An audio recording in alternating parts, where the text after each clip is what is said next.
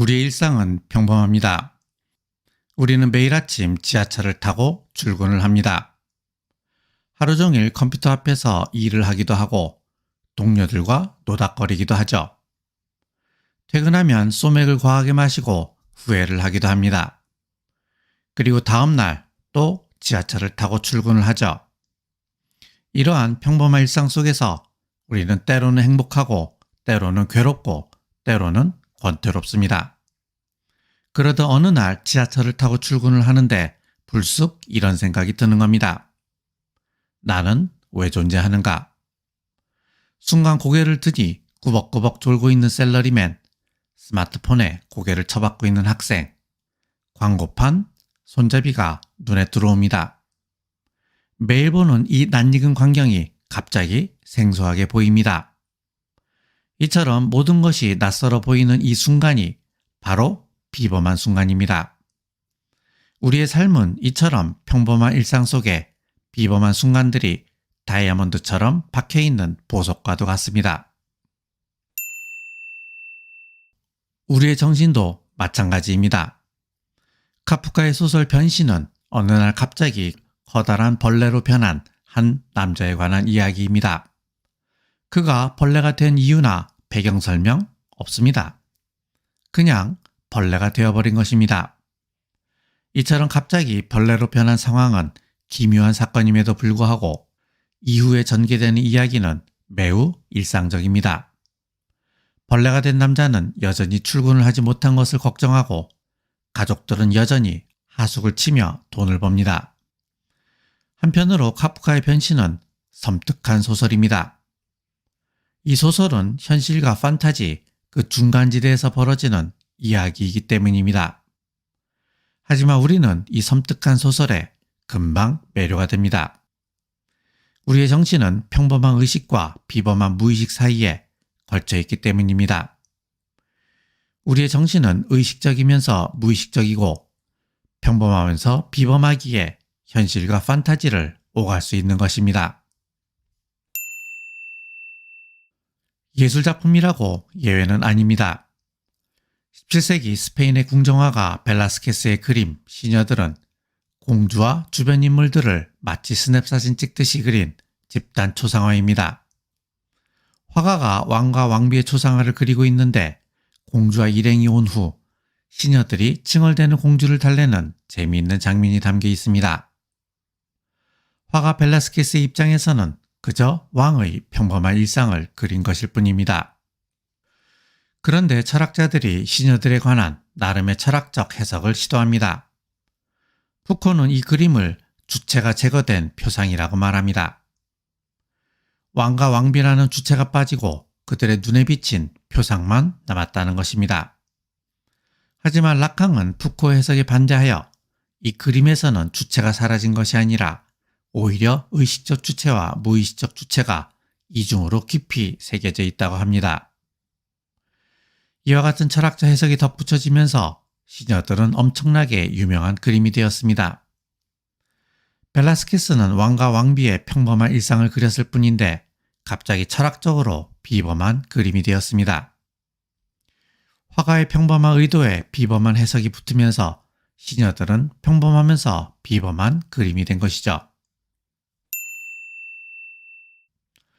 한 시대를 지배하는 사상도 마찬가지입니다. 한 시대의 사람들은 자신도 의식하지 못한 채 어떤 인식의 틀에 맞추어 삶들의 질서를 부여하고 생각하고 판단합니다. 이러한 무의식적 인식의 틀을 에피스테메라고 하며 푸코는 이 에피스테메가 시대에 따라 달라져 왔다고 주장합니다. 마찬가지로 우리는 광기와 정상을 구분하는 절대적 구분이 있다고 생각하지만 푸코는 광기와 정상을 구분하는 기준은 시대에 따라 변모해 왔다고 말합니다. 시대에 따라 에피스테메가 달라지면서 정상이 비정상이 되고 비정상이 정상이 되었다는 것이죠. 이처럼 평범과 비범을 구분하는 절대적 기준은 없습니다. 평범과 비범 사이에는 굉장히 넓은 회색지대가 있기 때문입니다.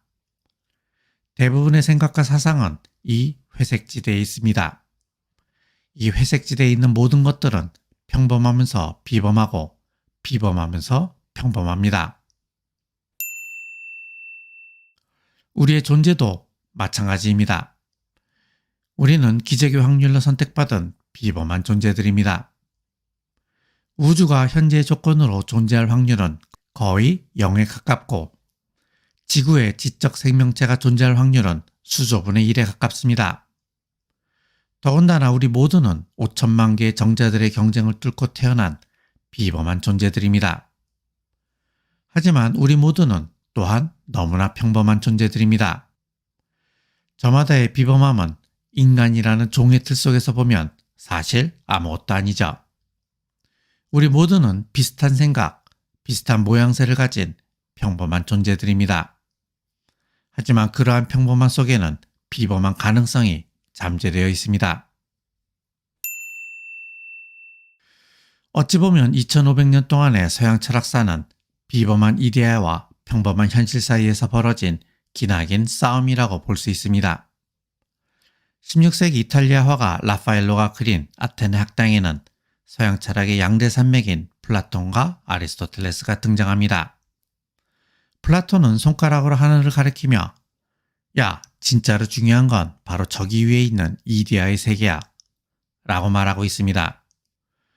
반면 그 제자인 아리스토텔레스는 손바닥으로 땅을 가리키며 아닙니다 스승님, 진짜로 중요한 건 바로 현실의 세계입니다 라고 응수하고 있죠. 마치 플라톤은 비범한 이데아의 세계로 가야 한다고 말하고 아리스토텔레스는 평범한 현실의 세계에서 살아야 한다고 말하는 듯합니다. 우리의 존재와 정신, 그리고 우리의 삶과 삶을 대하는 태도에서 평범과 비범은 이처럼 동전의 양면처럼 나타납니다. 하지만 동전과는 다르게 평범은 겉으로 드러나지만 비범은 안으로 은닉되어 잘 드러나지 않습니다. 우리는 평범 속에 감추어진 비범을 발견하기 위해서 평범한 일상에 대한 철학적 관점을 가져야 합니다. 이 책은 우리가 일상에서 만나는 사람들, 소소한 사건들, 일상의 느낌을 철학적으로 풀어쓴 에세이입니다. 그래서 평범한 일상을 비범한 관점에서 해석한 이야기라고 할 수 있습니다. 우리가 지하철에서, 일상의 삶의 공간에서, 그리고 영화를 보면서, 연극을 관람하면서, 소설을 읽으면서, 전시회를 보면서, 여행을 하면서 생각하고 느낄 수 있는 것들을 철학적 관점에서 정리했습니다. 이렇게 정리된 26개의 이야기를 삶의 의미의 관점에서, 또 다른 나의 관점에서, 세계의 관점에서, 세계 너머의 관점에서 묶었습니다. 이 책의 이야기 속에는 많은 철학자와 심리학자, 그리고 과학자가 등장합니다. 소크라테스, 플라톤, 칸트, 헤겔, 니체, 러셀, 비트겐슈타인과 같은 철학자와 프로이트, 라칸과 같은 심리학자, 그리고 아인슈타인, 밀그렌과 같은 과학자들의 이론을 다루고 있습니다. 하지만 이들의 이론들을 학술적 형태로 엄밀하게 다루지는 않았습니다. 다소 유연하게 해석하면서 일상 속에 녹여보려 했습니다. 그렇게 해야 독자 여러분이 이 책을 통해서 철학에 좀 더 편안하게 다가갈 수 있고 또 평범한 일상에 숨겨진 비범함을 발견할 수 있을 것이라고 생각했기 때문입니다. 이제 삶의 의미를 되묻는 26개의 이야기를 시작할까 합니다. 이야기를 통해서 독자 여러분의 평범한 일상 속에 비범하게 반짝이는 순간들이 오기를 바랍니다. 20세기 오스트리아의 위대한 철학자 비트겐슈타인은 언뜻 보기에는 비극적 삶을 살다 간 사람입니다. 평생을 죽음에 대한 공포와 자살 충동에 시달렸고 물려받은 막대한 재산을 모두 포기했으며 조용한 산골로 들어가 홀로 외롭게 은둔 생활을 하기도 했습니다. 하지만 그는 암판정을 받은 후 죽음을 앞두고 나는 멋진 삶을 살았다 라고 말했습니다. 죽음을 앞두고 자신의 삶이 멋진 삶이었다고 말할 수 있는 사람 아마 많지 않을 겁니다. 그는 왜 자신의 삶이 멋진 삶이었다고 생각한 것일까요? 전통적으로 심리학은 정신질환의 원인을 규명하고 이를 치료하는 데 초점을 맞추었습니다. 인간의 무의식을 분석함으로써 정신 증상을 치유하는 방법을 찾았고 약물을 이용해서 증상을 호전시킬 방법을 연구했죠. 심리학의 목적은 환자가 정신적 고통으로부터 벗어날 수 있도록 돕는 것이었습니다. 하지만 정신적 고통으로부터 벗어난다고 해서 반드시 행복해지는 것은 아니죠. 행복과 불행은 반이어로 쓰이지만 현실적으로 반대관계는 아니라는 말입니다. 미국의 심리학자 마틴 셀리그만은 심리학이 인간의 행복을 어떻게 증진할 수 있는지에 관한 문제를 다루어야 한다고 생각했습니다. 그는 본격적으로 행복에 대해서 연구하기 시작했죠. 셀리그만의 심리학을 긍정심리학이라고 합니다. 셀리그만은 행복한 삶의 3가지 조건에 대해서 이야기합니다. 행복한 삶의 첫 번째 조건은 즐거움입니다. 즐거움은 본능과 욕구가 충족될 때 생기는 마음의 상태를 말합니다. 쉽게 말해서 좋은 사람과 맛있는 음식을 먹고 재미있는 영화를 보고 좋은 곳을 여행하고 그냥 그렇게 재미있게 사는 것이죠. 문제는 이러한 류의 즐거움은 쉽게 질린다는 것입니다. 맛있는 것도 한두 번이고 여행도 며칠 다니다 보면 힘들기만 해요. 행복한 삶의 두 번째 조건은 몰입입니다. 우리는 자기가 잘할 수 있고 좋아하는 일에 몰입할 때 시간이 순식간에 지나가는 무아의 지경을 경험합니다. 몇 시간이 단 몇 분처럼 느껴지기도 하죠. 셀리그만은 이러한 몰입의 상태를 자주 그리고 오래 가지는 것이 행복해지는 방법 중 하나라고 말합니다. 행복한 삶의 3번째 조건은 삶의 의미입니다. 우리는 자신이 지향하는 목표나 가치를 달성하기 위해서 일관적으로 어떤 행위를 합니다. 그것이 바로 삶의 의미죠. 셀리그만은 삶의 의미를 성취하는 것이 행복한 삶의 조건이라고 주장합니다. 그러고 나니 행복해지는 것은 정말로 어려워 보입니다. 즐겁기도 해야 하고 몰입도 해야 하고 거기다가 의미까지 있어야 하니 말입니다. 사람이 살면서 어떻게 이러한 것들을 다 가질 수 있겠어요? 물론 그런 사람이 있겠지만 많지는 않을 것입니다.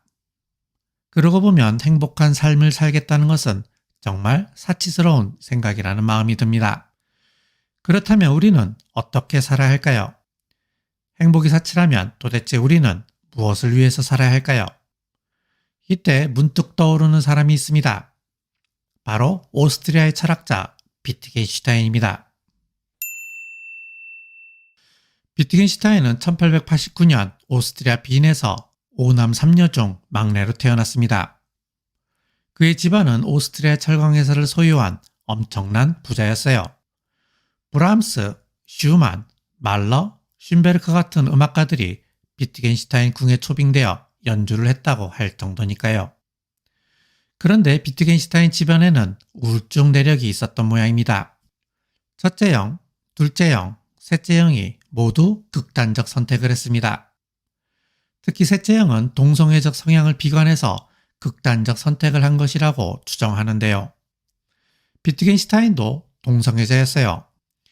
지금이야 동성애가 크게 문제되지 않지만 당시의 동성애는 윤리적으로도 문제였고 법적으로도 불법이었다고 합니다. 그래서인지 비트겐슈타인도 평생을 죽음에 대한 공포와 자살 충동에 시달렸다고 합니다. 청소년기에 비트겐슈타인은 기계와 공학에 관심이 많았습니다.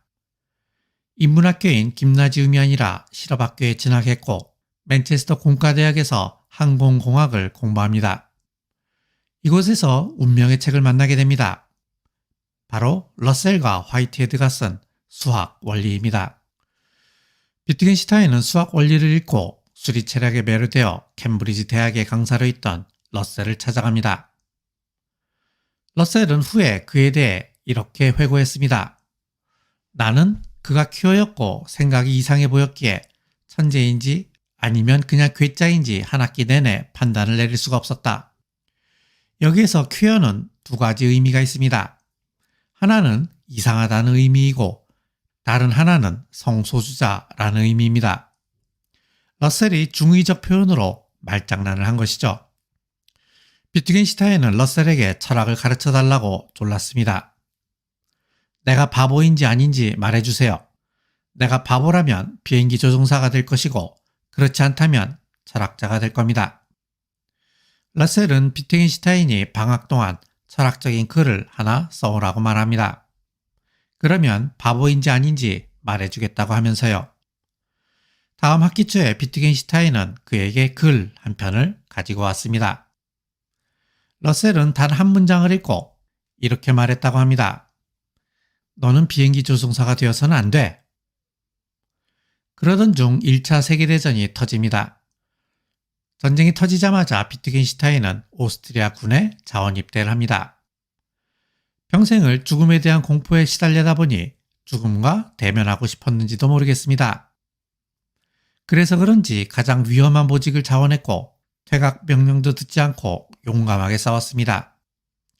더욱 놀라운 점은 포탄이 떨어지는 참호 속에서 글을 계속 썼다는 것입니다. 그 글은 이탈리아 포로 수용소에서 마무리됩니다.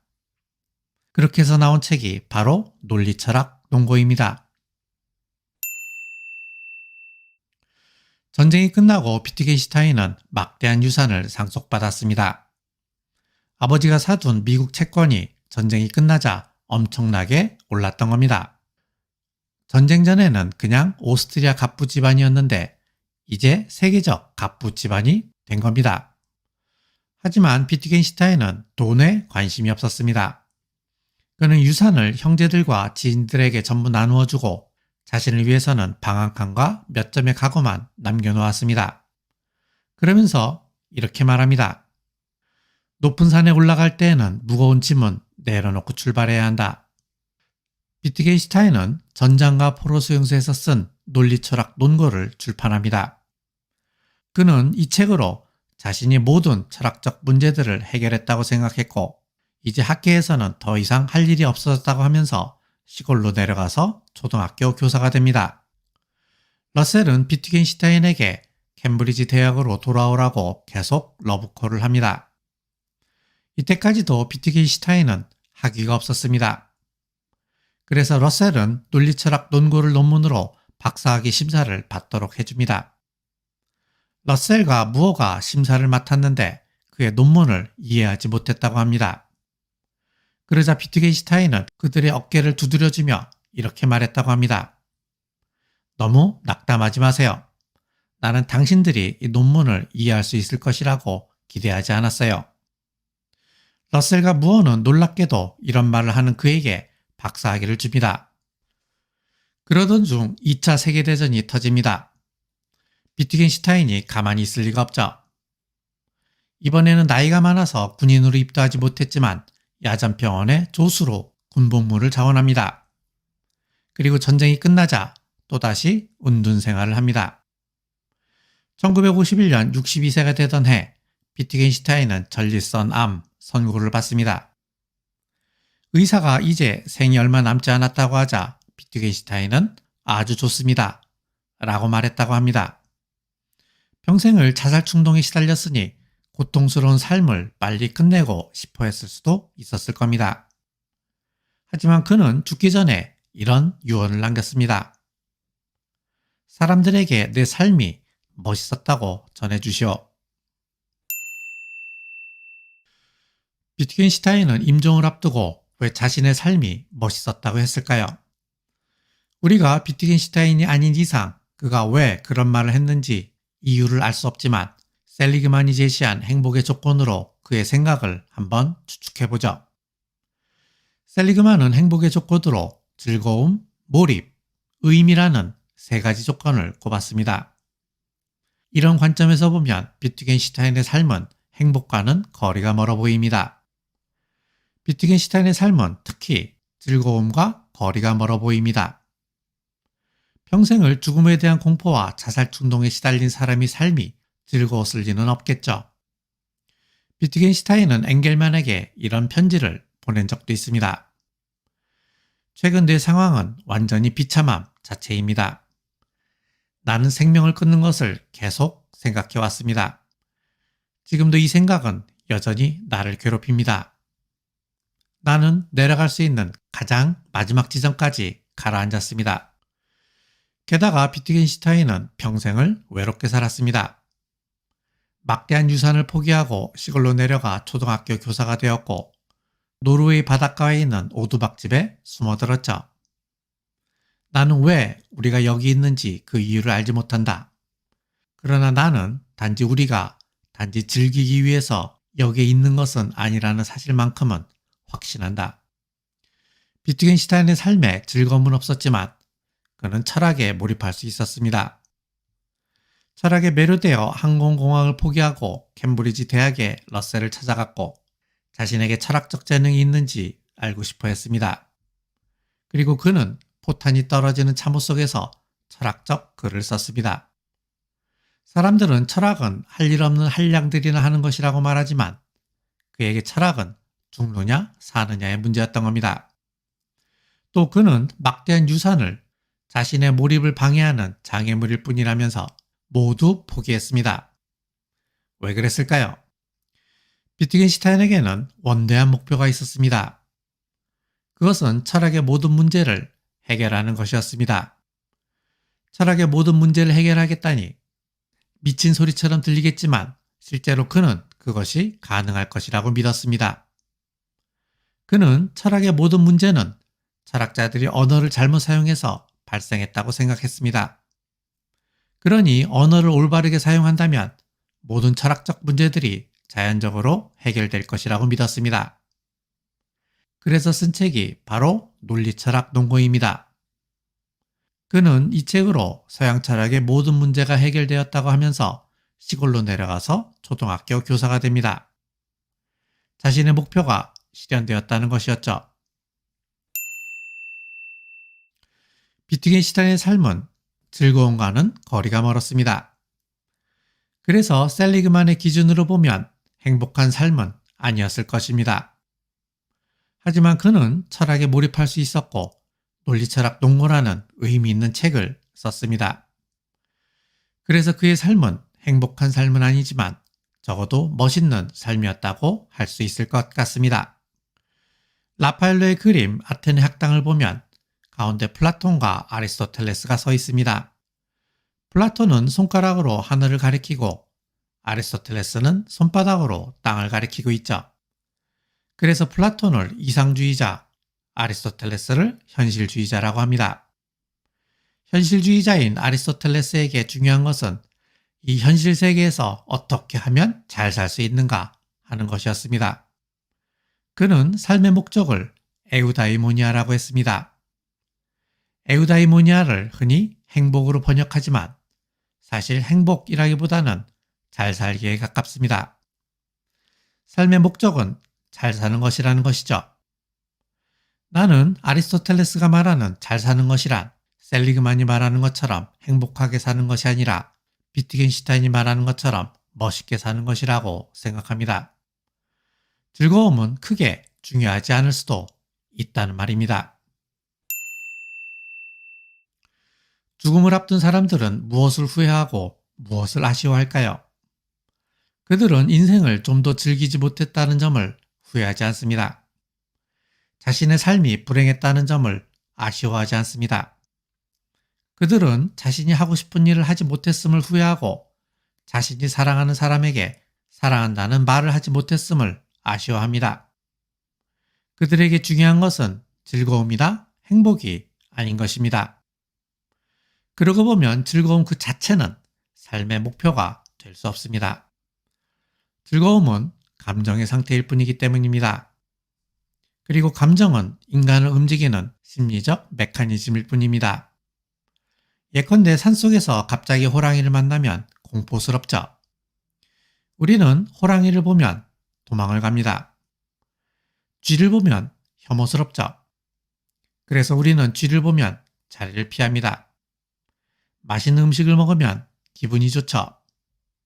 그래서 우리는 다음에 또다시 맛있는 음식을 찾아다닙니다.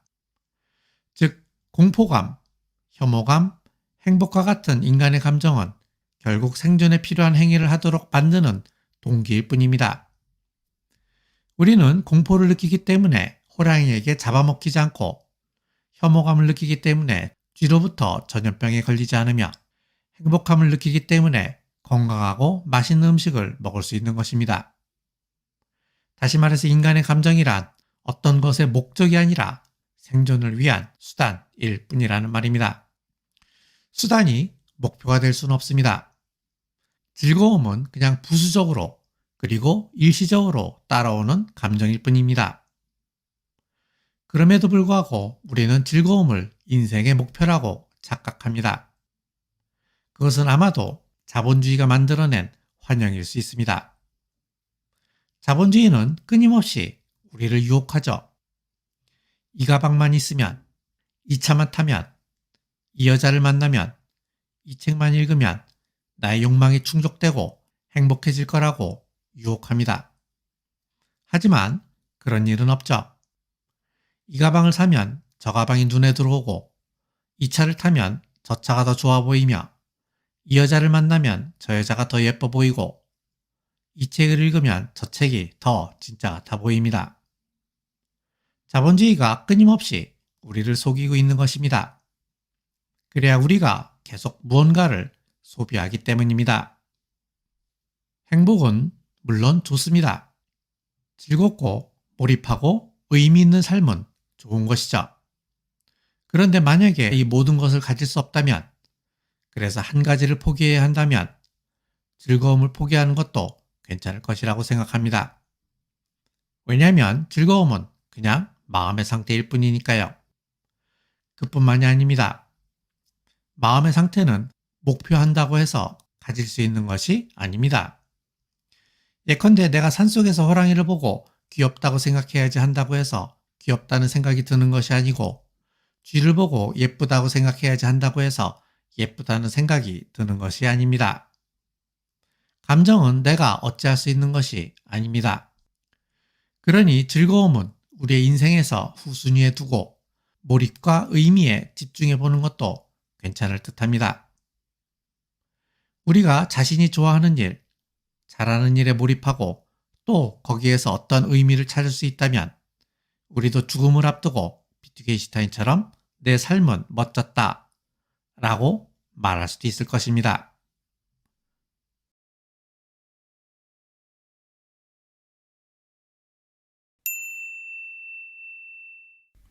매일 아침 나는 지하철을 타고 출근합니다. 회사에 도착하면 먼저 이메일과 일정을 확인합니다. 그리고 아침 회의에 들어가서는 별것도 아닌 것을 심각한 일이 벌어진 것 마냥 호들갑을 떨니다. 오후에는 직원들과 커피도 마시고 노닥거리기도 하고 일하는 척도 하고 담배도 피고 몰래 게임도 합니다. 그리고 퇴근하면 또 쓰잘데기 없는 인간들과 친한 척을 하면서 소맥을 마시죠. 나는 이 짓을 거의 하루도 빠지지 않고 30년을 해왔습니다. 그래서 이러한 루틴이 너무나 익숙합니다. 오히려 이러한 루틴이 헝클어지면 안절부절 못하죠. 오늘도 어김없이 지하철을 탔습니다.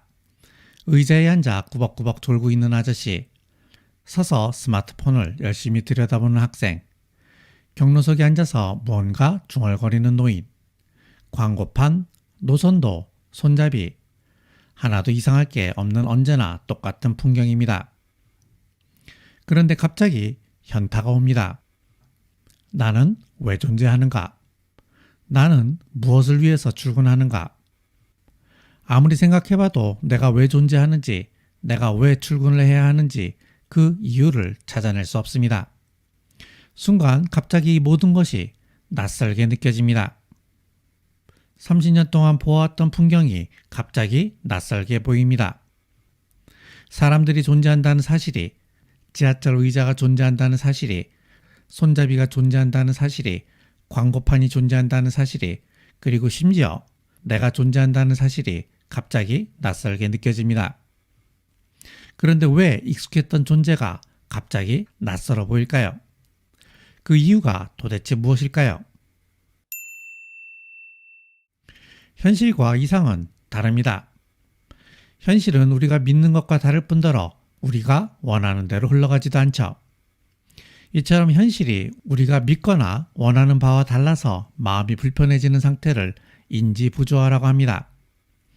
우리는 인지 부조화 상태에서 우리가 믿었거나 원했던 것이 사실은 진짜로 믿었거나 원했던 것이 아니었다고 자기 합리화를 합니다. 이솝 우화의 여우와 신포도가 바로 이 이야기이죠. 여우는 포도를 먹고 싶어 하지만 너무 높은 곳에 매달려 먹을 수 없자 저 포도는 실 거야 하면서 돌아갑니다. 이 이야기에서 우리가 알 수 있는 것은 여우가 아주 훌륭한 삶의 기술을 가지고 있다는 것입니다. 자신이 가질 수 없는 것을 아주 합리적으로 포기하는 기술 말입니다. 우리 인간도 같은 기술을 가지고 있습니다. 우리가 원하는 대로 믿는 대로 세상이 흘러가지 않을 때 우리는 자신을 기만합니다. 내가 진짜로 원하고 믿었던 것은 그것이 아니라고 말이죠. 여우가 포도가 맛이 없을 것이라고 자신을 속인 것처럼 우리도 자신을 속입니다. 그래서 자기 합리화는 결국 자기 기만인 것입니다. 미국의 사회심리학자 레온 페스핑거는 한 실험에서 사람들에게 나무 막대를 순서대로 돌리라고 지시합니다. 이 무의미하고 지겨운 작업을 무려 1시간 동안이나 하게 한 후에 자신이 한 그 일이 재밌었다고 옆방 사람에게 말하라고 시킵니다. 물론 거짓말이죠. 나무 막대를 무려 1시간 동안이나 돌리는 것이 무슨 재미가 있었겠어요.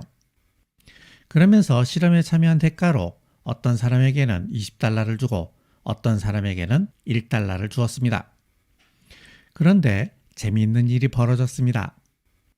$20를 받은 사람은 나무 막대를 돌리는 작업이 무의미하고 지루한 작업이었다고 생각한 반면 $1를 받은 사람은 그 작업이 나름 의미 있고 재미있는 작업이었다고 했습니다. 왜 그랬을까요? 이상하죠? 페스팅거는 그 이유를 이렇게 설명합니다. $20를 받은 사람은 무의미하고 지루한 작업을 한 대가로 그리고 거짓말을 한 대가로 $20를 받았기 때문에 어느 정도 보상이 되었다고 생각합니다. 그래서 무의미하고 지루하긴 했지만 그래도 시간 낭비를 한 것은 아니라고 스스로를 위로합니다. 그런데 $1를 받은 사람은 별다른 보상을 받지 못했죠. 그래서 차라리 그 무의미한 작업이 나름 의미 있는 작업이었다고 스스로를 합리화합니다. 그렇게라도 합리화하지 않으면 1시간 동안 나무 막대를 돌렸던 자신이 그리고 거짓말을 한 자신이 너무나 한심해지기 때문입니다. 이처럼 합리화를 한다는 것은 스스로를 기만하는 것과 같습니다. 여우가 포도가 실 것이라고 스스로를 기만했던 것처럼 이들은 나무 막대를 돌리는 작업이 나름 의미 있었다고 자신을 기만했던 것입니다. 또 있습니다. 한국전쟁 당시 중공군의 포로를 잡혔던 미군들은 담배 몇 개 피를 얻어 피우는 조건으로 자본주의를 비판하고 공산주의를 미화하는 글을 썼습니다. 그런데 놀라운 점은 이들 중 많은 사람들이 전쟁이 끝난 후에 진짜로 자본주의를 비판하고 공산주의자가 되었다는 것입니다. 왜 그랬을까요? 담배 몇 개 피에 그런 글을 쓴 자신이 너무나 부끄럽기 때문에 차라리 자신은 원래부터 공산주의를 좋아했노라고 스스로를 기만했기 때문입니다. 이러한 자기 기만은 일상에서 흔히 나타납니다. 건강을 고려해 금연을 결심했지만 사흘 만에 포기한 사람은 담배를 피우는 것보다 참으면서 생기는 스트레스가 건강에 더 안 좋은 것이라고 자기 기만을 합니다. 자기가 술을 먹고 싶어서 직원들을 모아놓고 맨날 회식을 하면서 직원들의 화합을 위해서 회식을 한다고 자기 기만을 하죠. 그리고 매일 밤 유혹에 못 이겨 야식을 먹으면서 맛있게 먹으면 0칼로리라며 자기 기만을 하기도 합니다. 결론적으로 인간은 합리적인 존재가 아니라 자신을 합리화하는 존재입니다. 이때의 자기 합리화는 자신이 원했고 믿었던 것이 원래는 그것이 아니었다고 스스로를 기만하는 것입니다. 나는 앞에서 $1를 받고 1시간 동안 나무 막대를 돌리는 실험 참가자들에 대한 이야기를 했습니다. 그들은 자신이 이러한 무의미한 작업을 했다는 점을 감추기 위해서 그것이 의미 있는 작업이었다고 스스로를 기만했죠. 그런데 한번 생각해 봅시다. 그렇다면 우리의 삶은 의미가 있나요? 우리가 하는 일은 나무 막대를 돌리는 것보다 더 더 중요한가요? 물론 그렇다고 대답하고 싶을 것입니다. 그런데 정말로 냉정하게 한번 생각해 보세요. 정말로 그런가? 프랑스의 작가 알베르 까뮈의 철학 에세이인 시지프스의 신화에 이런 이야기가 나옵니다. 고대 그리스의 신 중의 신 제우스는 고작 인간인 시지프로부터 골탕을 먹었습니다. 제우스는 욕정을 채우기 위해서 강의 신의 딸을 납치했는데 시지프는 강의 신에게 고자질을 합니다. 이에 열받은 제우스는 죽음의 신 타나토스를 시켜 시지프를 데리고 가라고 합니다. 죽이라는 거죠. 그런데 시지프가 기지를 발휘해 오히려 타나토스를 감금해버립니다. 죽음의 신이 감금되자 세상에는 죽음이 없어졌습니다. 이에 황천의 신, 전쟁의 신, 운명의 신들이 제우스에게 항의를 합니다. 왜 이를 그따위로 처리하냐고요? 제대로 열받은 제우스는 시지프에게 끔찍한 형벌을 내립니다. 커다란 바위를 산 정상까지 밀어 올려야 하는 형벌인데 문제는 바위를 간신히 산 정상 위에 올려놓으면 다시 산 밑으로 저절로 굴러 떨어진다는 것입니다. 그러면 시지프는 산 밑으로 내려와 다시 바위를 정상으로 밀어 올려야 합니다. 바위를 밀어 올려놓으면 굴러떨어지고 올려놓으면 굴러떨어지고 이러한 과정은 영원히 반복됩니다. 무의미한 노동, 그것이 바로 시지프가 받은 형벌입니다. 우리가 바로 시지프입니다. 바위가 결국 굴러떨어질 것을 알지만 그래도 계속해서 산 정상까지 밀어 올려야 하는 시지프입니다.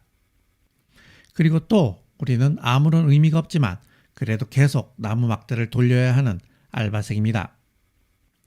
또한 우리는 내일 땅을 메워야 한다는 것을 알지만 그래도 오늘 삽질을 해서 땅을 파야 하는 군인입니다. 한마디로 우리는 무의미한 삶을 살아야 하는 존재라는 것이죠. 이제서야 나는 그 이유를 찾았습니다. 지하철에서 왜 갑자기 현타가 왔는지, 왜 모든 것이 낯설게 보였는지 이제 그 이유를 찾았습니다. 그것은 내가 바로 시지프라는 것을, 내가 바로 1달러를 받고 나무 막대를 돌리는 알바생이라는 것을, 내가 바로 삽질을 하는 군인이라는 것을 깨달았기 때문입니다. 내가 그러한 무의미한 삶을 살아야 하는 존재라는 것을 깨달은 순간 현타가 오면서 모든 것이 낯설게 느껴졌던 것입니다. 까미는 우리가 이처럼 이해할 수 없는 불합리한 세계를 합리적으로 이해하려 할 때 부조리한 감정이 생긴다고 합니다. 이러한 부조리한 감정을 해소하기 위해서 우리는 헛된 희망을 가져봅니다. 언젠가 바위가 산 정상에서 굴러떨어지지 않을 것이라고 믿거나 언젠가 제우스가 마음을 바꾸어 형벌을 끝내줄 것이라고 믿거나 열심히 나무 막대를 돌리면 나의 손목 관절이 유연해진다고 믿거나 열심히 삽질을 하면 훌륭한 군인이 될 수 있다고 믿거나 결근 없이 매일 출근하면 인정받는 직장인이 될 것이라고 믿습니다. 어떤 의미가 있을 것이라고 믿는 것입니다. 그런데 사실은 이러한 믿음은 자기 기만입니다. 부조리한 삶에 의미 따위는 없습니다. 삶에 의미가 있다고 믿는 것은 자기 기만입니다. 여우가 먹지 못하는 포도가 시다고 자기 기만을 하는 것처럼 말입니다. 까미는 삶이 부조리하다는 사실을 외면하지 말라고 말합니다. 삶에는 아무런 의미가 없다는 것을 직시하라고 말합니다. 그냥 그것을 받아들이라고 합니다. 그렇게 살라고 말합니다. 그는 그것을 반항하는 삶이라고 합니다. 그런데 까미는 그것을 왜 반항하는 삶이라고 했을까요? 예를 들어 봅시다. 제우스는 시지프에게 골탕을 먹고 열받아서 형벌을 내렸죠. 결국은 굴러떨어질 바위를 산 정상으로 밀어 올려야 하는 형벌입니다. 그런데 만약에 시지프가 그러한 현실이 너무 힘들어서 자살을 한다면 제우스는 아마 고소해야 할 것입니다. 제대로 복수를 했다고 생각할 것입니다.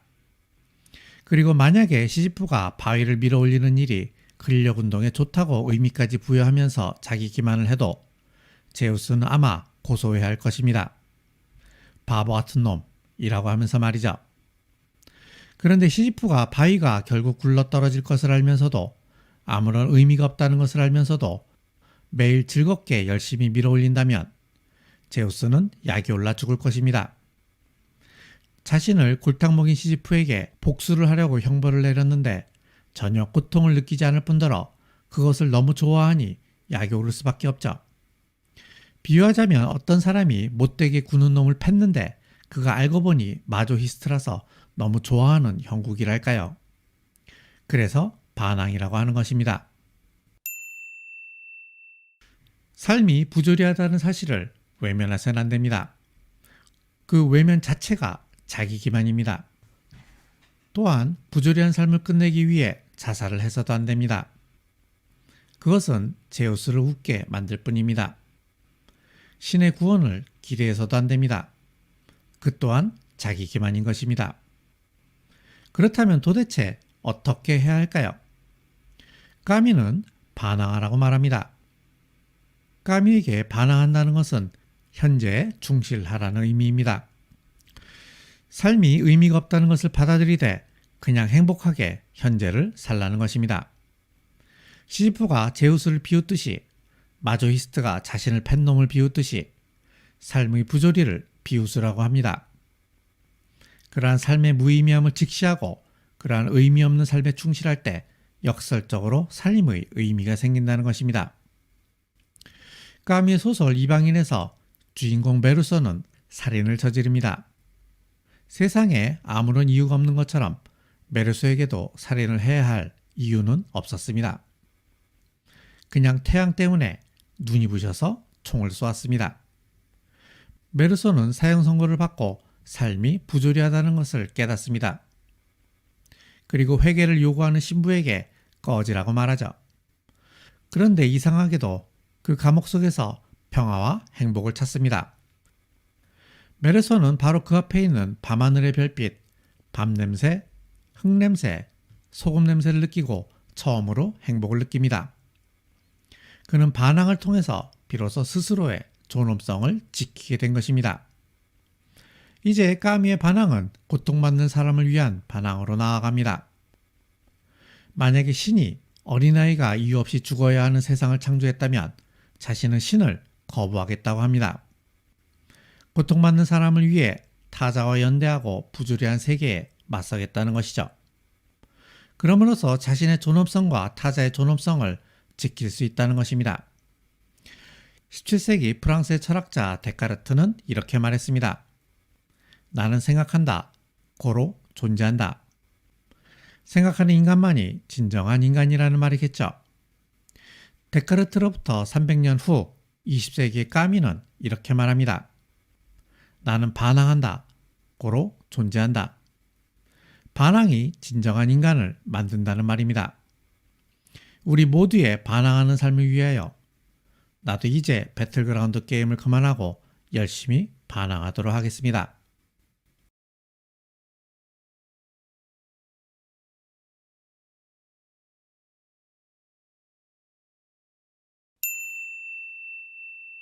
(1979년에) 방영한 스타트rek의 극장판 영화 스타트렉 더 모션 픽처의 배경은 지금으로부터 300년 후 어느 미래입니다. 어느 날 지구 함대 본부는 엄청난 크기의 괴물체가 지구를 향해 날아오고 있는 것을 발견합니다. 이 괴물체를 그대로 두면 지구에 어떤 일이 벌어질지 알 수 없습니다. 그래서 지구 함대 본부는 엔터프라이즈 호를 급파합니다. 이 괴물체가 왜 지구를 향해 오는지 알아내기 위해서였죠. 엔터프라이즈 호는 우여곡절 끝에 괴물체의 내부로 들어가는 데 성공합니다. 그런데 알고 보니 이 괴물체는 비저라고 불리는 의식이 있는 생명체였습니다. 이 생명체는 엔터프라이즈 호의 선원의 몸으로 들어와 커크 선장과 대화를 합니다. 비저는 자신을 창조한 창조주를 만나서 하나가 되기 위하여 이곳에 왔다는 알 수 없는 말을 합니다. 커크 선장은 정확한 사실을 알아내기 위해서 비저의 중심부로 들어갑니다. 그곳에는 낡은 우주선이 하나 있습니다. 커크 선장은 그 우주선에서 충격적인 사실을 알아냅니다. 비저는 1970년에 나사에서 쏘아올린 보이저 6호였던 겁니다. 보이저 6호는 나사의 명령대로 우주로 날아가면서 정보를 계속 수집했는데 엄청난 정보를 축적하자 스스로 진화해서 의식을 가지게 되었습니다. 의식을 가지게 된 보이저 유코는 나는 누구인지를 묻게 되었고 그 해답을 찾기 위해서 창조주를 찾아 다시 지구로 돌아온 것입니다. 그리고 보이저 유코는 자신의 창조주인 인간과 하나가 되면서 영화는 끝이 납니다. 내가 왜 갑자기 스타트랙 더 모션 픽처 이야기를 했을까요? 이 영화의 스토리의 구조와 헤겔이 말하는 정신의 변증법적 운동의 구조가 매우 흡사하기 때문입니다. 이렇게 말하니 살짝 궁금해지죠? 헤겔에 따르면 정신은 변증법적으로 운동을 합니다. 정신의 변증법적 운동은 세 단계를 거치는데요. 최초의 정신은 즉자 존재입니다. 정신이 자신의 내부에 그대로 머무르고 있는 상태죠. 이 즉자 존재인 정신은 자신을 부정하여 타자화하고 그 타자와 관계를 맺으면서 대자 존재가 됩니다. 그리고 타자의 상태인 대자 존재는 또다시 자기를 부정하고 원래의 자신으로 귀환을 하여 즉자 대자 존재가 됩니다. 이게 뭔 소린가 싶죠? 비유를 들어볼게요. 레오나르 다빈치라는 독거남이 있습니다. 그는 하루 종일 자신의 골방에서 홀로 지냅니다. 그 골방에는 자신을 비출 수 있는 거울이 없어서 그는 자신이 어떻게 생겼는지도 모릅니다. 그뿐만이 아닙니다. 그에게는 가족도 친구도 없습니다. 지인도 하나도 없어요. 그래서 그는 자신이 누구인지 모릅니다. 자신의 이름조차 모릅니다. 아무도 그의 이름을 불러주지 않기 때문입니다. 너무나 심심한 그는 어느 날 그림을 그려야겠다고 마음을 먹습니다. 무엇을 그릴까요? 낙타를 타고 있는 노인을 그려야지 라고 생각을 하고 그림을 그리기 시작했는데 완성하고 보니 그것이 바로 자화상이었습니다. 이제 그는 자화상을 통해 자신이 어떻게 생겼는지 자신이 누구인지를 알게 됩니다. 이것을 헤겔의 정신의 변증법적 운동으로 설명을 해보죠. 그림을 그리기 전의 레오나르도 다빈치는 즉자 존재입니다.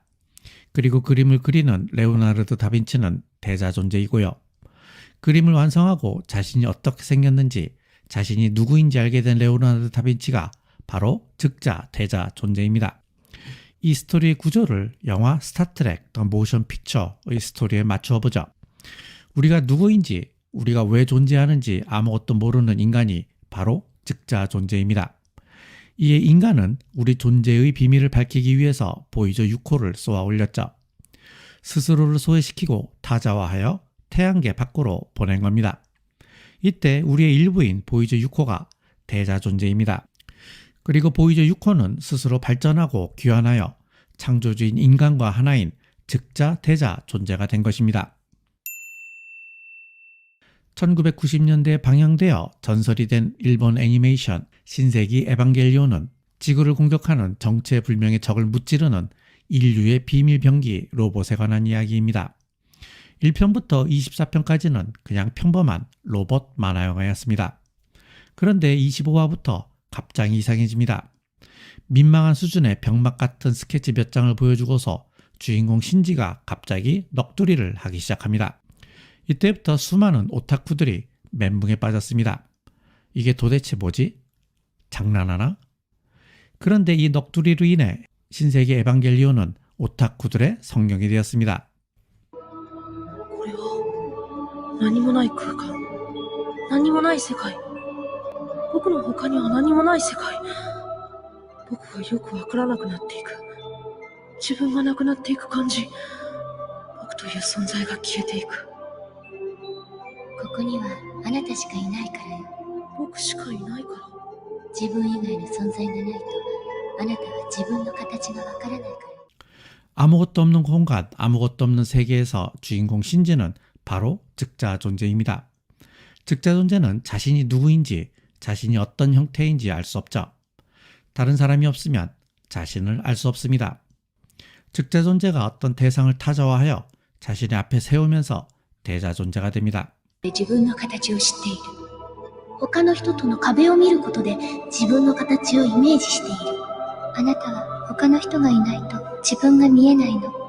他の人がいるから自分がいられるんじゃないか。一人はどこまで行っても一人じゃないか。世界はみんな僕だけだ。他人との違いを認識することで自分をかたどっているのね。一番最初の他人は母親。母親はあなたとは違う人間なのよ。そう、僕は僕だ。ただ、他の人たちが僕の心の形を作っているのも確かなんだ。 그리고 주인공 신지는 자신을 확인하면서 즉자 대자 존재가 됩니다. 이 즉자 대자 존재가 바로 자기의식입니다. 그런데 자기의식은 다른 자기의식에 의해서 인정받을 때야 존재할 수 있습니다. 왜냐하면 자기의식은 항상 어떤 자기의식에 대한 자기의식이기 때문입니다. 그래서 자기의식을 가진 존재들은 끊임없이 인정받기를 욕망합니다. だって、私はいらない人間だもの。やっぱり僕はいらない子供なんだ。僕のことなんかどうでもいいんだ。どうでもいいと思うことで逃げてるでしょ。失敗するのが怖いんでしょ。人から嫌われるのが怖いんでしょ。弱い自分を見るのが怖いんでしょ。そんなの、美里さんも同じじゃないか。そうよ。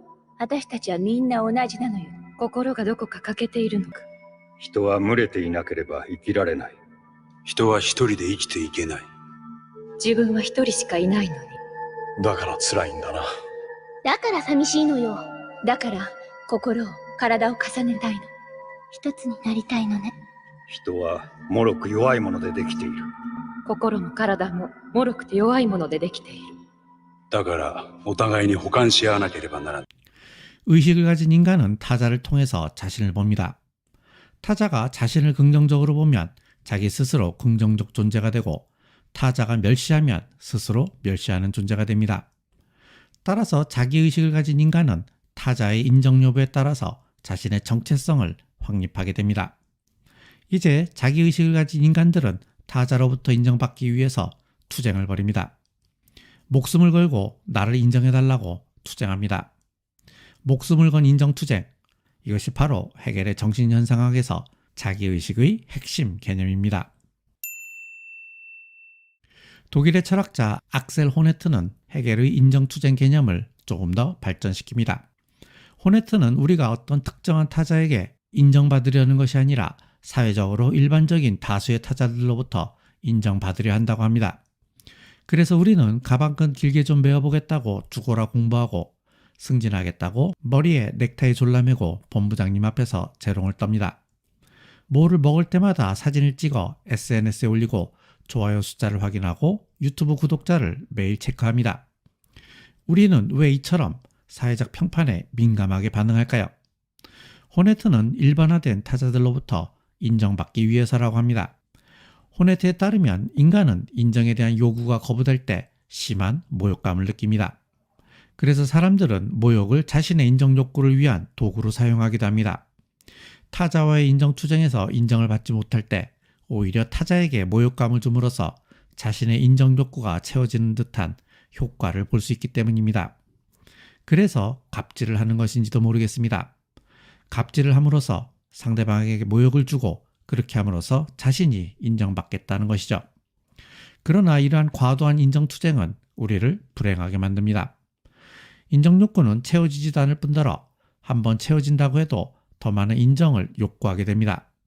그것은 마치 갈증이 난다고 바닷물을 마시면 더 강한 갈증이 나는 것과 같습니다. 1995년 개봉된 영화 퀵 앤 데드에서 어리지만 패기 있는 핏 헤롯은 자신이 빠른 총잡이라는 것을 최고의 총잡이인 아버지에게 인정받기 위해서 아버지와 목숨을 건 결투를 벌입니다. 결국 아버지의 손에 죽죠.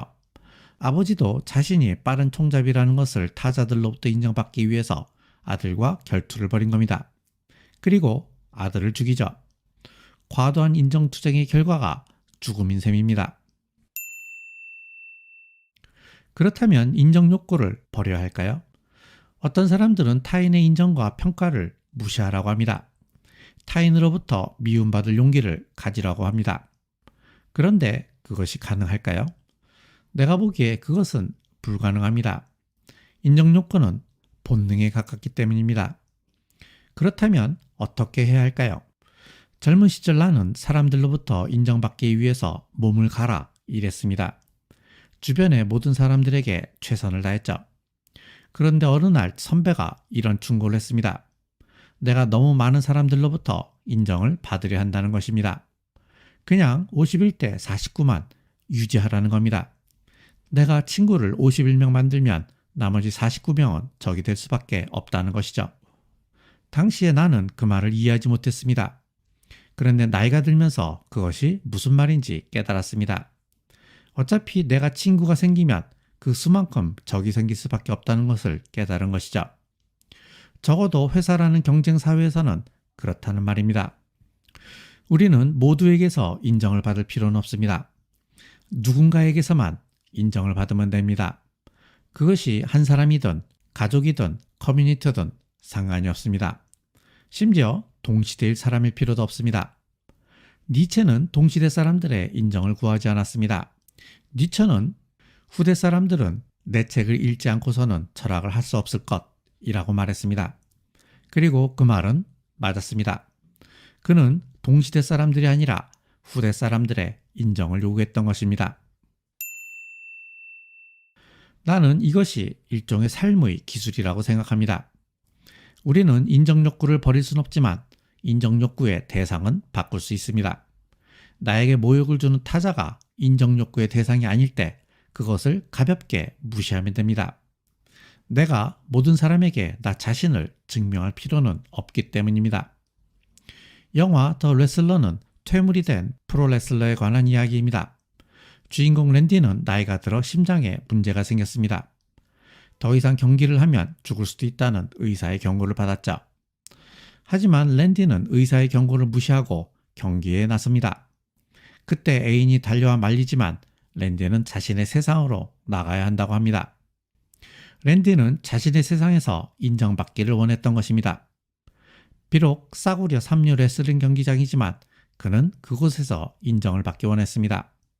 그래서 목숨 걸고 링에 오릅니다. 왜냐하면 그곳이 바로 자신의 세상이고 그 세상을 통해서 자신을 볼 수 있기 때문입니다. 우리에게는 누군가의 인정이 필요하지만 모두의 인정이 필요한 것은 아닙니다.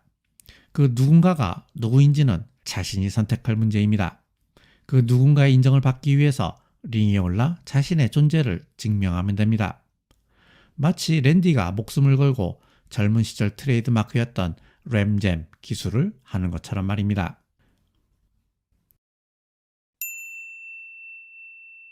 (1889년 1월 3일) 이탈리아 토리노 거리로 니체가 산책을 나섭니다. 이때 길에서 진창에 빠진 말을 발견합니다. 진창에서 꼼짝 못하고 누워버린 말을 마부가 채찍질을 합니다. 말은 채찍을 맞으면서 일어나려고 하지만 깊은 진창에서 허우적거리기만 합니다. 그럴수록 마부의 채찍질은 더욱 심해졌죠. 그때 니체가 갑자기 마차로 뛰어들어 말의 목을 껴안고 흐느꼈습니다. 사람들이 니체를 집으로 데려갔고 그는 꼬박 이틀 동안 누워있다가 정신을 잃었습니다. 그리고 정신병원에서 10년 동안 거의 정신 이상 상태로 살다가 20세기가 시작되는 1900년에 죽습니다. 그런데 니체는 왜 채찍을 맞는 말을 껴안고 흐느꼈을까요? 이 현실 세계에서 자신의 삶을 긍정하라고 가르친 니체가 왜 자신의 삶을 외면하고 정신을 잃은 것일까요? 놀랍게도 니체의 이 일화를 아인슈타인의 상대성 이론으로 설명할 수 있습니다. 니체와 아인슈타인이라니 무슨 장난하냐 라고 할 수도 있겠지만 이 영상을 다 보고 나면 아하 하면서 무릎을 탁 치게 될 것입니다.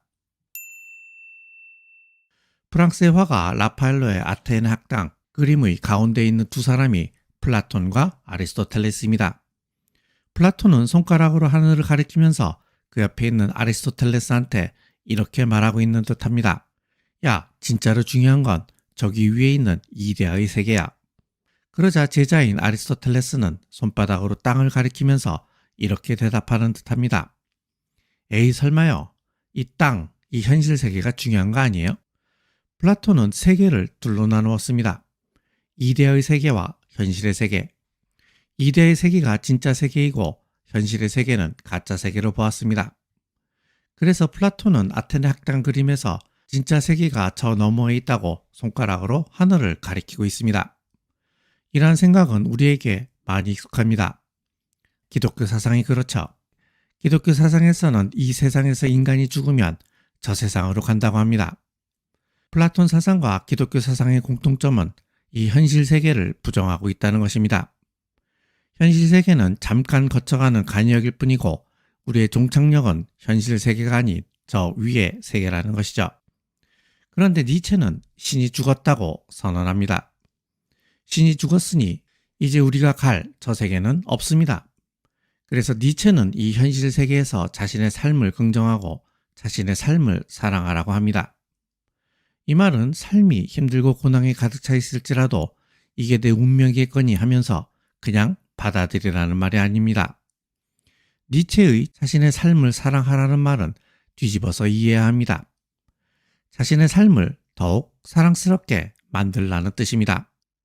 그것은 마치 우리가 어떤 사람을 사랑할 때 더욱 훌륭한 사람이 되기를 바라는 것처럼, 우리가 어떤 정원을 사랑할 때 더욱 아름다운 정원이 되도록 가꾸는 것처럼, 평범하게 비범한 철학 에세이 책을 사랑하는 사람이 이 책을 라면 냄비 받침으로 사용하지 않는 것처럼, 삶을 사랑하는 사람은 자신의 삶을 더욱 사랑스럽게 만들어야 한다는 것입니다. 이것이 바로 니체의 아모르 파티의 의미입니다. 아모르 파티는 자신의 운명을 사랑하는 말이 아니라 자신의 운명을 사랑스럽게 만들라는 말입니다. 니체는 스위스 질스마리아의 호숫가를 산책하다가 한 바위 앞에서 어떤 영감을 받습니다. 그때 그가 받은 영감이 바로 영원회귀 사상입니다. 영원회귀 사상은 간단히 말해서 동일한 것이 영원히 되돌아온다는 것입니다. 도대체 이 말이 무슨 의미일까요? 니체의 언어는 은유와 비유로 가득 차 있어서 한 가지 의미로 단정할 수 없습니다. 그저 여러 해석만을 할 수 있을 뿐이죠. 영원회귀 사상에 대한 첫 번째 해석은 말 그대로 똑같은 현재가 영원히 반복된다는 것입니다. 예컨대 여러분이 지금 이 책을 읽고 있는 사건이 1만 년 전에도 똑같이 일어났고 2만 년 전에도 똑같이 일어났고 그리고 1만 년 후에도 2만 년 후에도 3만 년 후에도 똑같이 일어날 것이라는 것이죠. 마치 카세트 테이프가 반복해서 돌아가는 것처럼 똑같은 현재가 영원히 반복된다는 것입니다. 영원회귀 사상에 대한 두 번째 해석은 똑같은 현재를 영원히 산다고 가정해 보자는 것입니다. 니체는 이 현실 세계에서 자신의 삶을 긍정해야 한다고 했습니다. 그런데 현실 세계에서 자신의 삶을 긍정하는 것 쉽나요? 쉽지 않죠. 더군다나 만약에 우리가 이 현실 세계의 삶을 똑같이 반복해서 영원히 살아야 한다면 긍정은커녕 끔찍할 것입니다. 하지만 이 현실 세계에서의 삶이 영원히 반복된다고 가정하더라도 현재와 자신의 삶을 긍정할 수 있도록 살아야 한다는 것입니다. 영원회귀 사상에 대한 세 번째 해석은 현실 세계에서 지금 이 순간이 영원하다는 말입니다. 우리는 과거를 후회하기도 하고 집착하기도 하며 때로는 그리워하기도 합니다. 그리고 우리는 미래를 기대하기도 하고 두려워하기도 하며 때로는 기다리기도 합니다. 하지만 과거와 미래는 우리의 관념 속에만 있을 뿐입니다. 우리가 생생하게 경험하는 것은 현재입니다. 그래서 우리는 영원히 현재만을 삽니다. 영원한 현재, 영원한 순간만이 있을 뿐이라는 말입니다. 영원회귀 사상에 대한 세 가지 해석을 소개했지만 가만히 생각해보면 모두 비슷한 맥락으로 이해할 수 있습니다. 그것은 똑같은 현재가 영원히 반복되므로 현재를 긍정하고 자신의 삶을 긍정해야 한다는 것입니다. 혹은 똑같은 현재가 영원히 반복된다고 가정할 수 있을 정도로 현재를 긍정하고 자신의 삶을 긍정해야 한다는 말입니다. 정말로 현재는 영원히 반복될까요? 니체는 영원회귀가 사실이라고 말하는 것 같기도 하고 그냥 가정해보자고 말하는 것 같기도 합니다. 그런데 영원한 현재가 단지 가정이나 비유가 아니라 진짜 사실일 수 있습니다. 현재가 영원히 반복된다니 이것이 어떻게 가능할까요? 아인슈타인의 상대성 이론에 따르면 시간은 누구에게나 똑같이 흐르지 않습니다. 지구에 있는 나의 시간보다 우주선을 타고 가는 사람의 시간이 더 느리게 흐르고 지구에서보다 중력이 강한 지역에서 시간이 더 느리게 흐릅니다. 시간은 운동하는 속도와 중력에 따라 각각 다르게 흐릅니다. 그래서 영화 인터스텔라에서 주인공 쿠퍼가 우주여행을 하고 돌아와 보니 딸이 할머니가 되어 있었던 것입니다. 쿠퍼의 시간보다 딸의 시간이 훨씬 빨리 흘렀던 것이죠. 그런데 쿠퍼와 할머니가 된 딸의 상황은 생각하면 생각할수록 이상합니다. 쿠퍼의 관점에서 보면 딸은 미래에 존재하고 딸의 관점에서 보면 쿠퍼는 과거에 존재합니다. 이런 식으로 따져보면 나의 현재는 너의 미래이고 너의 미래는 그의 과거이며 그의 과거는 그녀의 현재이고 그녀의 현재는 나의 과거이고 그러고 보니 과거, 현재, 미래가 동시가 되어버렸습니다. 이것이 무슨 의미일까요? 그것은 과거, 현재, 미래가 모두 동시에 존재한다는 것입니다. 우리는 과거는 이미 지나갔고 미래는 아직 오지 않았으며 오직 현재만이 존재한다고 믿습니다. 그런데 그렇지 않고 과거, 미래도 거기에 존재한다는 것입니다. 미국에 가면 자유의 여신상을 볼 수 있고 프랑스에 가면 에펠탑을 볼 수 있는 것처럼 과거로 가면 충무공 이순신을 볼 수 있고 미래로 가면 2026년 월드컵을 볼 수 있다는 것입니다. 왜냐하면 과거와 미래도 현재와 같이 존재하기 때문이죠. 그래서 쿠퍼가 미래에 어떤 블랙홀 같은 데 들어가서 과거의 딸에게 신호를 보낼 수 있었던 것입니다. 미래로 가도 과거가 존재하기 때문이죠. 이것을 영원주의, 이터널리즘이라고 합니다. 영원주의를 받아들이면 과거, 현재, 미래가 모두 동등하게 존재합니다. 과거는 이미 지나가 버려 존재하지 않게 된 것이 아니라 거기에 여전히 존재하고 미래는 아직 존재하지 않는 것이 아니라 거기에 이미 존재하고 있는 것입니다. 따라서 이 현재는 영원히 존재합니다. 나는 현재 이 순간 글을 쓰고 있지만 이 순간은 박제가 되어 영원히 반복해서 벌어지게 됩니다. 현재가 영원히 반복됩니다. 니체는 영원한 현재를 하나의 가정처럼 말했지만 아인슈타인은 영원한 현재가 가정이 아니라 사실일 수 있다고 봅니다. 다시 돌아와서 니체는 왜 진창에 빠진 말의 목을 붙잡고 흐느꼈을까요? 니체가 왜 그랬는지 우리는 그 이유를 알 수 없죠. 단지 추측을 해볼 뿐입니다. 니체는 자신의 운명을 사랑하라고 했습니다. 자신의 운명이 영원히 반복된다고 해도 그 운명을 긍정할 수 있을 정도로 사랑하라고 했죠. 그런데 진창에 빠진 말을 보고 자신의 운명을 사랑하는 것이 얼마나 어려운 것인지 깨달은 것입니다. 자신의 운명을 사랑하기 위해서는 얼마나 많은 고통을 견뎌야 하는지를 눈으로 목격한 것입니다. 그때 니체는 바로 자신의 운명이 진창에 빠진 말의 운명과 같다는 것을 깨달았습니다. 그래서 말의 목을 붙잡고 흐느꼈던 것입니다. 말의 운명만 비극적인 것은 아닙니다. 마부의 운명 또한 비극적이죠. 헝가리 영화감독 벨라타르의 2011년 개봉작 토리노의 말은 말을 채찍질하던 마부와 그의 딸의 삶을 그리고 있습니다. 마부와 딸이 하는 일이라고는 말을 부리고 물을 길어오고 옷을 갈아입고 감자를 삶아 소금을 뿌려 먹는 것이 전부입니다. 그리고 밖에는 황량한 벌판과 모래바람만 있을 뿐이죠. 마부와 딸은 가재도구를 싣고 집을 떠나려 하지만 결국은 다시 돌아옵니다. 갈 곳이 없는 것이죠. 우리 모두는 마부이자 마부의 딸입니다. 현실 세계에서 우리가 할 수 있는 일이라고는 이 무거운 삶을 묵묵히 견뎌내는 것뿐입니다. 우리의 삶에는 어떤 기쁨도 희망도 의미도 없습니다.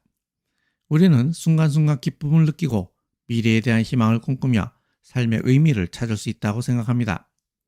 그러나 사실 우리는 순간의 기쁨은 금방 사라지고 미래에 대한 희망은 헛된 것이며 삶에는 의미가 없다는 것을 너무나 잘 알고 있습니다. 우리의 삶에는 허무와 절망 그리고 권태만 있을 뿐이죠. 그럼에도 불구하고 니체는 이 현실 세계에서 자신의 삶을 긍정하라고 합니다. 지금의 이 순간이 마치 영원히 반복될 것처럼 자신의 삶을 긍정하라고 합니다. 영원한 순간, 영원한 현재를 살라고 합니다.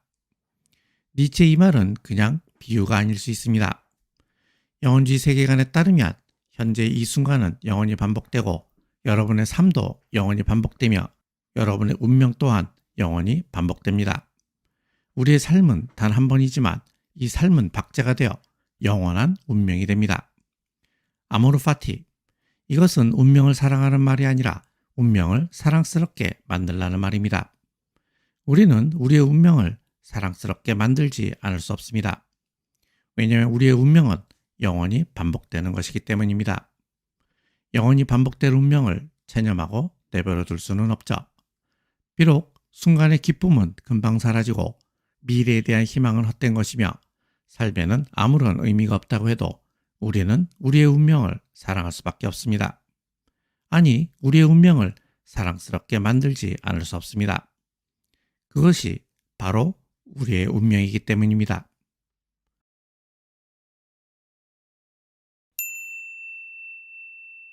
얼마 전에 하마구치 류스케 감독의 2021년 개봉작 드라이브 마이 카를 보았습니다. 거의 인생 영화라고 할 정도로 좋았습니다. 그런데 영화 중에 사무엘 베케트의 고도를 기다리며라는 희곡의 한 장면이 나오더라고요. 순간 40년 전 이 희곡을 처음 읽었을 때가 생각났습니다. 남영도 헌책방에서 구했는데 어떻게 해석해야 할지 몰라서 몇 번을 읽었던 기억이 났습니다. 그래서 이번에 사무엘 베케트의 고도를 기다리며 대본을 구해서 다시 한번 읽어보았습니다. 당시에는 이것을 어떻게 해석해야 할지 몰랐지만 이제는 나의 생각을 말해도 되겠다는 생각이 들었습니다. 고도를 기다리며의 무대에는 아무것도 없습니다. 그냥 나무 한 그루만 덩그러니 서 있을 뿐이죠. 처음 무대에는 우스꽝스럽게 생긴 두 사람이 등장합니다. 블라디미르와 에스트라공. 이 두 사람은 아주 진지하게 의미 없는 대화를 이어갑니다. 뭐 하는 거야 지금? 신발 벗으려고 하잖아. 당신한테는 이런 일이 한 번도 없었나? 그게 바로 몸의 고통이라는 거야. 어쩔 수 없지. 좀 도와주구려. 아픈가? 아프냐고? 아프냐고 물어본다 그 말씀이지? 자기만 아파 본 듯이 얘기하는구만. 그래도 내 생각의 고통하고는 비교가 안 될걸? 아팠습니다. 이들이 이렇게 뜬금없는 대화를 하면서 하는 일이라고는 고도를 기다리는 것입니다. 이제 뭘 한다? 글쎄, 갑시다. 그럴 순 없어. 왜? 고도를 기다려야 되잖아. 참, 그렇지. 하지만 이들은 고도가 누구인지 모릅니다. 어떤 사람인지 어떻게 생겼는지도 모릅니다. 아니, 고도가 사람인지 아닌지, 심지어 진짜로 존재하는지 존재하지 않는지조차 모릅니다. 더욱 심각한 것은 이들은 자신들이 왜 고도를 기다리고 있는지도 모른다는 것입니다. 기다림이 지쳐 너무 심심해지자 허리끈으로 목을 매서 자살을 하려고 합니다. 나뭇가지가 부러지면서 자살은 비수에 그칩니다. 그러면서 내일은 튼튼한 밧줄을 가져오자고 합니다. 하지만 그것도 말뿐이죠. 그런데 밤이 되자 어디에선가 소년이 나타납니다. 고도님이 오늘은 못 오시지만 내일은 틀림없이 오시겠다고 두 분께 꼭 전하라고 했습니다. 이렇게 1막이 끝납니다. 2막이 되면 사람들은 이제 무언가 사건이 벌어질 것이라고 기대합니다. 하지만 그런 일은 없습니다. 이들은 또다시 의미 없는 말을 하고 무언가를 먹고 잠을 자고 다투고 화해하고 자살을 시도하고 밤에는 또 소년이 나타납니다. 소년은 이들에게 고도씨가 내일 온다고 알려줍니다. 그리고 연극은 끝이 납니다. 아마 3막, 4막 있다고 해도 상황은 마찬가지였을 것입니다. 미국의 한 교도소에서 고도를 기다리며가 공연이 된 적이 있습니다. 교도소에서 이 연극을 공연한 이유는 여성이 안 나오기 때문이었다고 합니다. 주최 측에서는 죄수들이 이 연극을 좋아할 거라고는 생각하지 못했습니다. 그런데 이 연극을 본 죄수들은 환호를 하고 눈물을 흘리는 등 열렬한 반응을 보였습니다. 죄수들은 고도를 자유라고 생각했던 것입니다. 그러면서 오지 않는 자유를 기다리는 블라디미르와 에스트라공이 자신들의 모습이라고 생각하고 감정이입을 했던 것입니다. 처음 이 연극이 공연되었을 때 많은 사람들이 고도를 신의 구원이라고 생각했습니다. 하지만 이 희곡의 작가인 사무엘 베케트는 자신의 연극에서 신을 찾지 말라고 합니다. 또 어떤 사람은 고도는 행복이라고 합니다. 내일은 행복이 올 것이라고 기대하지만 행복은 오지 않는다는 것이죠. 이처럼 고도가 무엇인지에 대한 많은 설명이 있습니다. 그래서 이 연극에 대한 해석도 수없이 많습니다. 어떤 사람들은 블라디미르가 에고이고 에스트라공이 이드라고 하면서 정신분석학적으로 해석하고, 어떤 사람들은 블라디미르와 에스트라공을 바위를 끊임없이 산 정상으로 밀어 올려야 하는 시지푸스라고 하면서 실존주의적으로 해석합니다. 그리고 어떤 사람들은 고도가 기다리는 것은 기다림 자체라고도 합니다. 기다리지 않으면 죽어야 하므로 그냥 무언가를 기다려야 한다는 것이죠. 또 어떤 사람들은 인간의 권태에 대한 이야기라고 합니다. 그래서 사람들은 고도를 기다리며가 난해한 연극이라고 합니다. 고도가 무엇인지, 이 작품을 어떻게 해석해야 하는지 모르겠다는 것이죠. 사실 그럴 수밖에 없죠. 작가인 사무엘 베케트는 고도가 무엇인지, 블라디미르와 에스트라공의 대화와 행위가 무엇을 의미하는지에 대한 단서를 남겨놓지 않았기 때문입니다. 문제는 작가인 사무엘 베케트도 고도가 무엇인지 모른다는 점입니다. 사람들이 고도가 무엇이냐고 묻자 그는 자신도 모르겠다고 합니다. 자신이 그것을 알면 작품 속에서 설명하지 않았겠냐는 것이죠.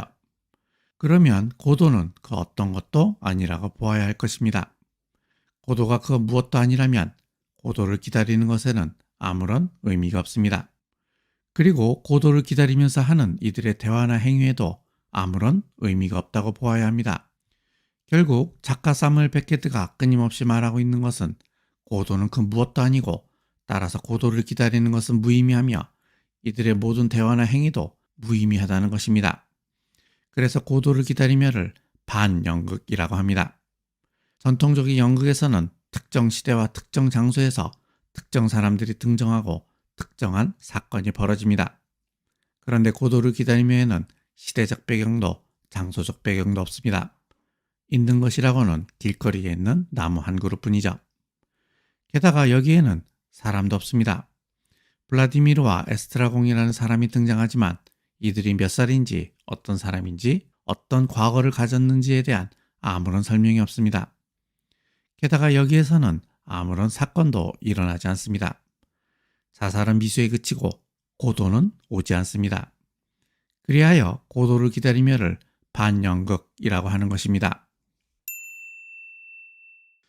사무엘 베케트는 고도를 기다리면서 왜 이런 무의미한 기다림, 무의미한 대화와 행위를 계속 보여줄까요? 내가 보기에 그가 말하고 싶었던 것은 우리가 바로 블라디미르와 에스트라공이라는 것입니다. 우리의 행위는 이들이 신발을 신었다 벗었다 하고 모자를 썼다 벗었다 하는 행위와 다름없고 우리의 대화는 이들의 의미 없는 잡담과 다름없습니다. 우리는 일생을 무언가를 찾아 헤매지만 이 두 사람처럼 그것이 무엇인지를 모릅니다. 우리가 바로 그 한심하고 이상한 블라디미르와 에스트라공입니다. 사무엘 베케트는 우리의 삶의 모습을 고도를 기다리며 속에 그대로 그려 넣었습니다. 그러면서 이렇게 말하고 있습니다. 내 삶은 의미가 없어 라고 말입니다. 사무엘 베케트는 말년에 단테의 신곡 한 권의 책만 읽었다고 합니다. 신곡에 나오는 지옥의 입구에는 이런 말이 쓰여 있다고 합니다. 이 문에 들어서는 자여 희망을 버려라.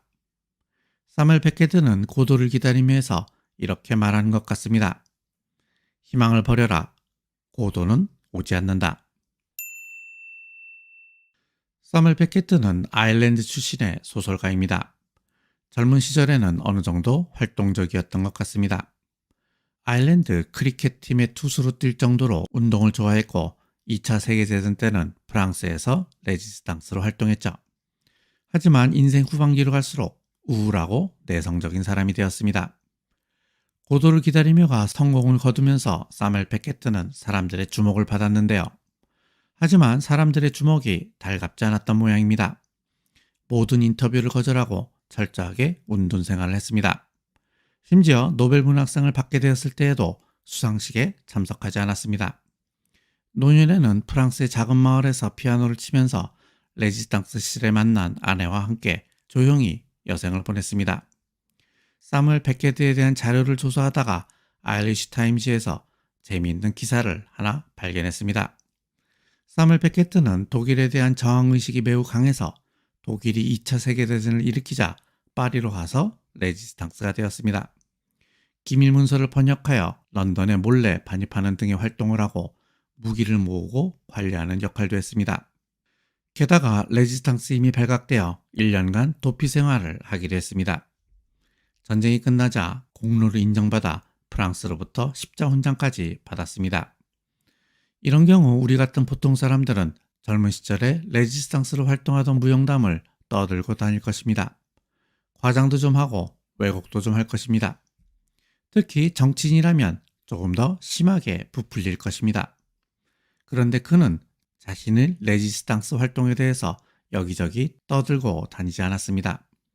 누가 레지스탕스 활동에 대해서 물으면 그냥 보이스카우트 활동이었다고 대답했습니다. 목숨을 걸고 레지스탕스 활동을 했으면서 별일 아닌 것처럼 그냥 보이스카우트였다니. 그의 화법은 굉장히 쿨해 보입니다. 이 양반 화법이 원래 그런가 봅니다.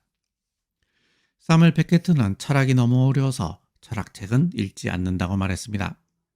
그런데 죽은 후에 그의 서재에서 데카르트, 칸트, 사르트르, 비트겐슈타인의 많은 책들과 메모가 발견되었습니다. 말만 그렇게 하는 것입니다. 이런 양반들이 하는 말은 고지고대로 들으면 안 됩니다. 그 반대로 들어야 할 때가 있죠. 사무엘 베케트는 고도를 기다리며를 통해 삶의 무의미함에 대해서 끊임없이 이야기하고 있습니다. 그런데 그의 화법을 보면 그가 진짜로 말하고 싶었던 것은 그 반대일 수 있지 않을까요?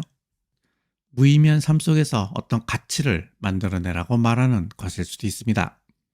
고도는 결국 오지 않겠지만 그래도 우리는 고도를 기다릴 수밖에 없기 때문입니다. 어차피 기다려야 하는 것이라면 기다림 자체를 의미로 만들어 보자는 것입니다. 기다림 자체가 의미라면 무의미한 것을 기다리는 것이 반드시 무의미한 것은 아닙니다. 그것은 마치 이미 진 경기더라도 마지막까지 최선을 다하는 것과 마찬가지입니다.